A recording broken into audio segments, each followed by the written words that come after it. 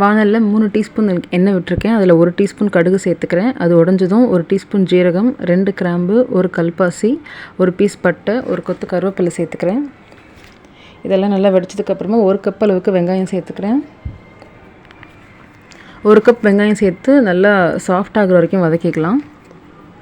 வெங்காயம் நல்லா சாஃப்ட் ஆனதுக்கப்புறமா நான் 3/4 கப் கிட்ட தக்காளி சேர்த்துக்கிறேன். தக்காளி சேர்த்து நல்லா குழைவாக வர்ற வரைக்கும் வதக்கிக்கலாம். தக்காளி நல்லா குழைவாக வந்ததுக்கப்புறமா வெங்காயம் தக்காளி சேர்ந்து வரும். அந்த ஸ்டேஜில் 1 டேபிள் ஸ்பூன் அளவுக்கு இஞ்சி பூண்டு பேஸ்ட் சேர்த்துக்கிறேன். சேர்த்து ஒரு 1 நிமிஷத்துக்கு வதக்கிக்கலாம், அது பச்சை வாசனை போகிற வரைக்கும்.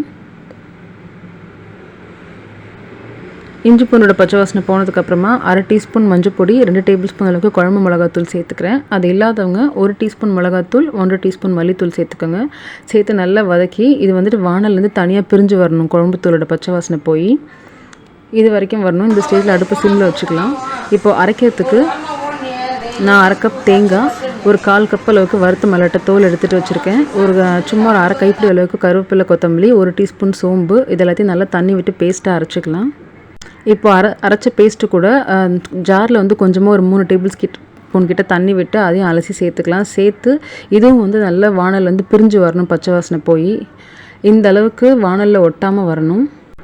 வந்ததுக்கப்புறமா இங்கே வந்து நான் 2.5 கப் அளவுக்கு கொத்தவரங்காயை ஆல்ரெடி கட் பண்ணி உப்பு மஞ்சப்பொடி போட்டு வேக வச்சுருந்தேன். குக்கரில் 1 விசில் விட்டுருக்கேன்.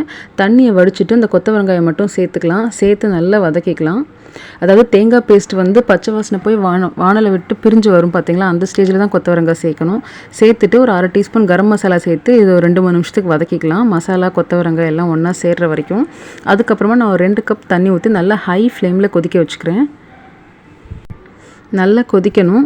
கொதிக்கும் போது பச்சை வாசனைலாம் போய் குழம்பு வந்து கொஞ்சம் திக்காக ஆரம்பிக்கும். அந்த ஸ்டேஜில் கருவேப்பிலை, கொத்தமல்லி போட்டு மிக்ஸ் பண்ணி அடுப்பு ஆஃப் பண்ணிட வேண்டியது தான்.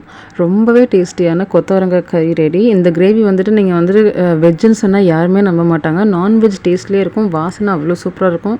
கொத்தவரங்காயே பிடிக்காதவங்க, எனக்கு கூட பிடிக்காது, பட் நான் இந்த கிரேவி பண்ணதுக்கப்புறமா நானே ரொம்ப விரும்பி சாப்பிட ஆரம்பிச்சிட்டேன். ஸோ கண்டிப்பாக ட்ரை பண்ணி பாருங்கள். தேங்க்ஸ் ஃபார் வாட்சிங்.